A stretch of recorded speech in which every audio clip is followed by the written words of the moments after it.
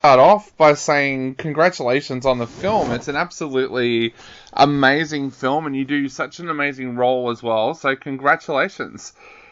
Oh, thank you so much. Thank you. It really means a lot any time anybody takes the time to watch the movie and share a kind word. So you saying that truly does mean a lot to me, and it's just so wonderful to hear. So thank you. So, Ali, for our listeners out there who haven't had the chance to watch the film yet, tell us a little bit about your role of Maddie and how you approached playing this character. Okay. Yeah, so this is a neo-Western film about two women who meet in extremely unlikely circumstances and go on this incredible adventure together. And in a lot of ways, my character, Maddie, is the complete opposite of Breeza, who you may have spoken to, in her character, Lupe. So Maddie works professionally in rodeo. She is a rough and tumble champion bronc rider, and does what she has to scrape by in life. And she didn't have it easy growing up, and because of that she gets in a lot of tough spots and gets mixed up with some bad people. And that is where we meet Maddie. Is she's looking to get out of a tough situation. We can assume that she's done that many times before, and initially when you meet her, you kind of think of her as a little bit heartless, reckless, dangerous.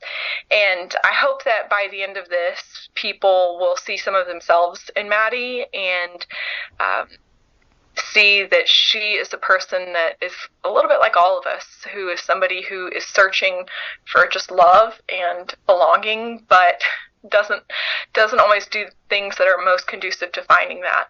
Yeah, definitely. What was it that attracted you to the character? Was there something that when you heard about this character, you went, I want to play that character? Oh gosh, Dave, it was everything. Yeah. Truly everything. This role is an actor's dream.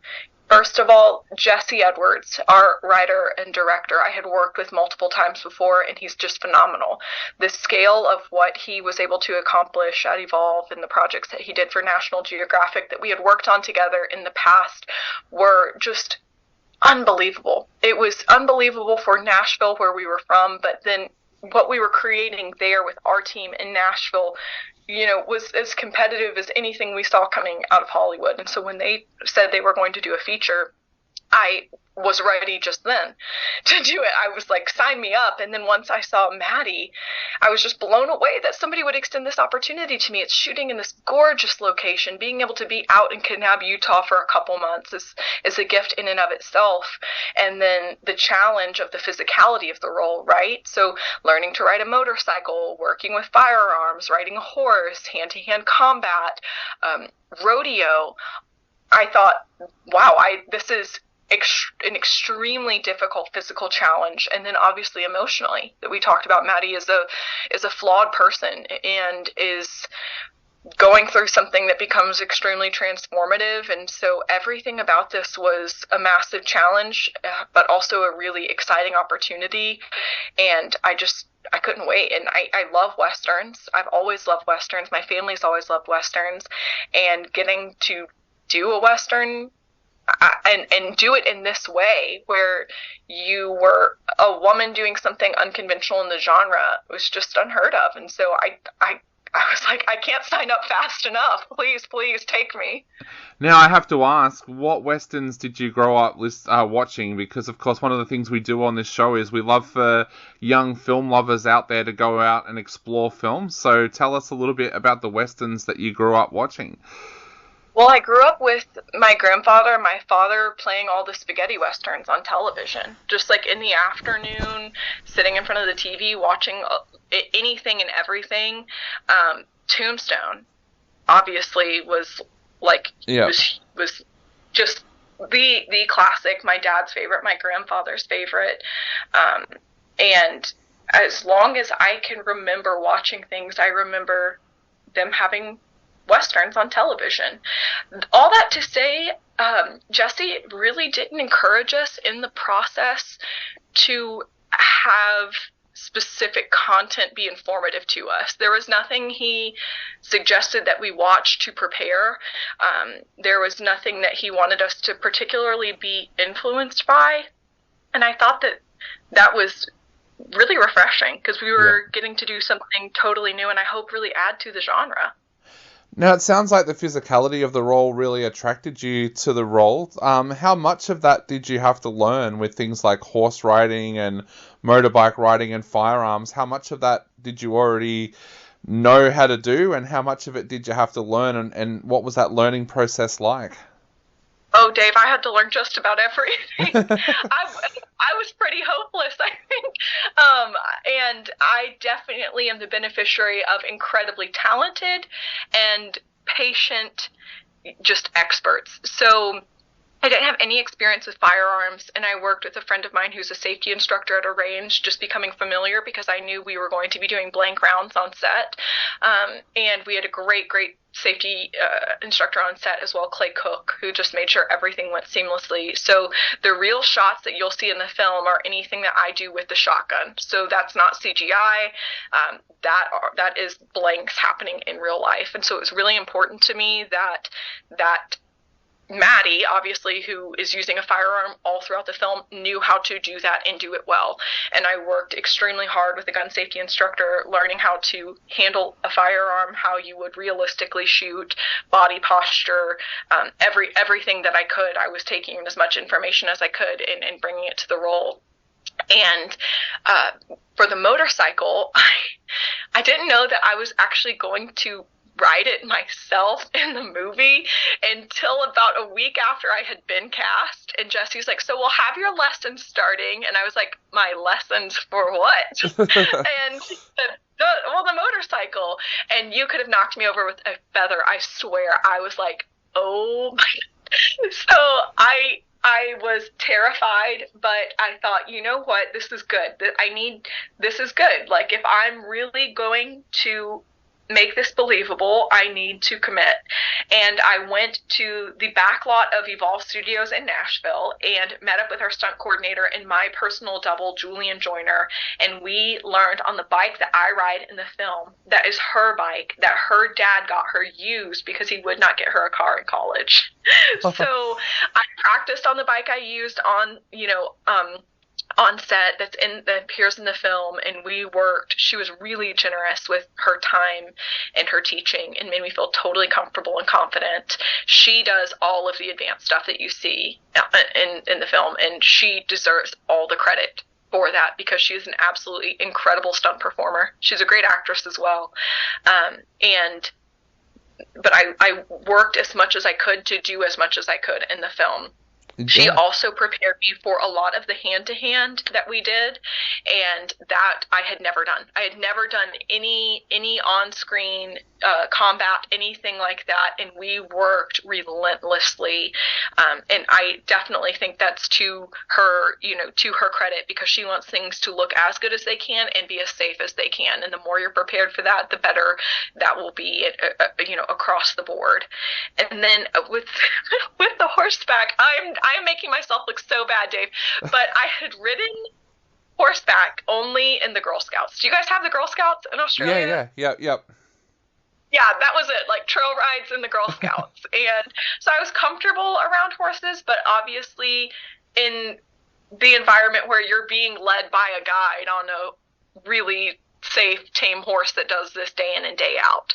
Kevin Moore did all of the work on the horses in the film, and he is phenomenal. He's worked on like the John Wick movies. He's just the best of the best when it comes to horses and stunts, and he was really took his time with us. We had the most incredible horse in the film. So Marvin was our horse. Yep. I have to give him a big shout out because he is the sweetest, most gentle, calm, sweet animal. And I was really worried because there was going to be a lot of loud noises, a lot of people, a lot of equipment, and horses, of course, really easily get spooked. Marvin was a champ. Nothing scared this horse. He was totally calm throughout. Like, you could not scare him if you wanted to. So I was on him from the time we got out to Utah, just like meeting and riding, and then every rehearsal. And gosh. every sorry about that. That's right. Everything about this just required a ton of prep and Yeah. a ton of practice, and then also the incredible stunt doubles that we had. Was horse riding the most difficult one to kind of pick up? Because Maddie is a bronc rider, so people watching the film kind of look out for things. I remember watching a behind the scenes kind of thing for Yellowstone, and they said that when people come onto the set, they always have to train them because they know people sit at home watching it going, nah, a cowgirl wouldn't get on a horse that way, kind of thing. So was that the most pressure? Uh, the pressure of authenticity we definitely all felt. Everybody wanted to make sure that everything was right. But to me personally, the biggest amount of pressure was the firearm. Yeah. Because even firing blanks on set, if you mishandle a firearm and anything gets lodged in the barrel, it's still fatal. Yep. I am sure you watched in the film, the shots are fired extremely close to lens. Yep. And our crew, our guys were insane. Like, our crew guys they are all in motocross. They all are, like, extremely physical. They were the perfect people to make this movie. They're also extremely gifted with cinematography. But whenever we were shooting that, they're like, it's not close enough to the lens, because I was just terrified of how close the line was. And then I actually, on camera, cross lens with the firearm and then split two cameras. So, I was taught to take extremely seriously any time you are pointing a firearm where there is life. And doing that on camera, immediately to the left of one camera, and then crossing with your firearm across a person in between another, was terrifying to me. Yeah. And everybody treated it extremely seriously. Everybody was actually really nervous that day on set, just because it's nerve-wracking. Yeah. It looks absolutely phenomenal in the film. And Clay Cook is an incredible professional, runs extremely clean, extremely safe sets, was handling the firearm with real intensity and safety. But that to me was just really overwhelming. And when I left that day, my clothes were soaked with sweat, not from the heat, but just anxiety and nerves. I'm like, y'all are going to have to wash these because I can't get back in them. I can't get back in them tomorrow. Allee, the other thing too, we touched on it a little bit before. We've talked a lot about the action sequences of the film, but there's also a very emotional side with Maddie as a character as well. Was that a challenge, mixing action with the softer side of this film? Because there's an emotional side to this film. Was that a challenge, mixing both of those? Of course, yes. And I just, my greatest hope in all of this was making sure that I executed that well, because you had to have the correct blend for people to like Maddie and to care about her. Yep. And making sure that that was done well was extremely difficult, and it took a lot of prep and sitting with the script as an entirety and seeing who is she when we meet her, and what is touching trigger points for her, and how is that affecting her, and how is she processing that and then implementing that? Is that reaching her? How does she feel about that? And making sure that change happened appropriately and realistically was something I really tried to take a lot of time with, and not show her hand too soon, because she is somebody who's eager for love and belonging and community and goodness, and doesn't want to always have to be hard, you know, but also taking into account that she doesn't really have the benefit of being able to trust people either, and when would she let her guard down, and when would she feel safe enough to do X, Y, or Z, or knowing what to show and when, and tracking somebody's internal process was really challenging, and I learned a lot doing it. Of course, anytime you do a film, you watch it and you see things that kill you because you wish you could have done them differently. But I think there's a lot here also that I'm really proud of, and I think that the thing that I'm most proud of are those emotional touch points for Maddie, and hearing when people walk away that they're touched by that or they relate to her, that makes me feel okay. Definitely. About my work. Now, I know we're running out of time very quickly, so I've just got two quick questions I wanted to ask. First of all, The bar scene, that was one of my favourite scenes where Maddie and Lupe have to pretend that they're part of a dance group. What was that like to film? Oh gosh, okay, I'm so glad you love Taco Tuesday because it is one of my favorite scenes. One, as the content itself, but two, because we had so much fun filming that.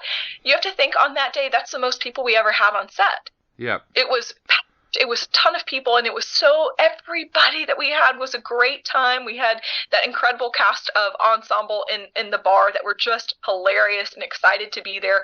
We had the dancing. We got to work with Jacqueline Guzman, who was such a wonderful teacher and so much fun. And Breeza was just like on another level because she felt like she was getting to show something that's actually really important to her culture. And she was just excited and happy and like really generous in sharing that. And it became really contagious, and we had the time of our lives. We had the best time, and I'll say we actually did have Taco Tuesday on Taco Tuesday. They brought a whole like griddle outside, and we had tacos on the day we were shooting Taco Tuesday. And in film, if you've got good food, everybody's happy, and that was one of our best catering days. I just love that scene because it's so suspenseful because you know that those guys are there for them, but at the same time it's so fun. It's such a weird mix on screen, but it works so well. Yeah, and it doesn't always land with everybody. It's so funny to see people's reaction to the scene, but for me, I think it's really important that, and I think Jesse's really brave to write it because in life, nothing is one thing all the time. Yeah. Like there's people that cope with really bad things with humor. Like Yep. there's, you can't escape that life is going to be bizarre and funny, and like it's okay to laugh. And even sitting with an audience and figuring out, watching them be really tentative when that happens, and at first they're scared and they think it's just action and suspense, and they can't help it when Danny Arroyo's character comes in and says, "Oh shit, Taco Tuesday." They're like, "Oh, is it okay to laugh?" And we're like, "Yes, laugh, enjoy." Like these moments of levity, I think, are really what make our film. Yeah, I learned a while ago, Australians will find humour in anything. I was on a boat ride in Thailand, and we were going through the swell from a monsoon that had happened like hundreds of kilometers away, but somehow the boat got caught up in it, and it was really funny. All of us Aussies are sitting at the back of the boat going, "Woohoo, this is fun!" And then there was all these people from all around the world sitting there vomiting, and like some people were praying, saying the last rites because they thought we were going to die, but all the Australians are just laughing out loud and loving it. So, yeah. Well, then we found our people. Yeah. Well, first, I'm glad you're okay, and then second, I think that it's really powerful. I think that we have to learn to enjoy life, and Yep. even in art, I think it's so easy and stereotypical now that people think they have to be like a tortured artist, and I just think it's okay to give ourselves permission to enjoy, like Yep. to have fun in what we're doing and enjoy it, and it not be this exercise and punishment. And Yep. and I think that that's true in life too. And so I thank you for seeing that and appreciating that, because we all love it and we had the best time. So, Allie, to finish off, what would you like to say to people out there who are about to sit down and watch The Stolen Valley for the very first time? Oh gosh, well, thank you. Thank you for taking your time out of your life, and the money that you work really hard for to support our film. That we don't take that lightly. We know we're an independent film, and it's much easier just to go to the theater and watch a blockbuster. So thank you for taking a chance on us. And I hope you enjoy it. It's meant to be enjoyed. It's got a beautiful message, yes, and I hope that resonates with you. And I love that the way we deliver it's very approachable and welcoming. And I hope you take some of that with you. And I hope you enjoy it. And thank you so much for supporting our film.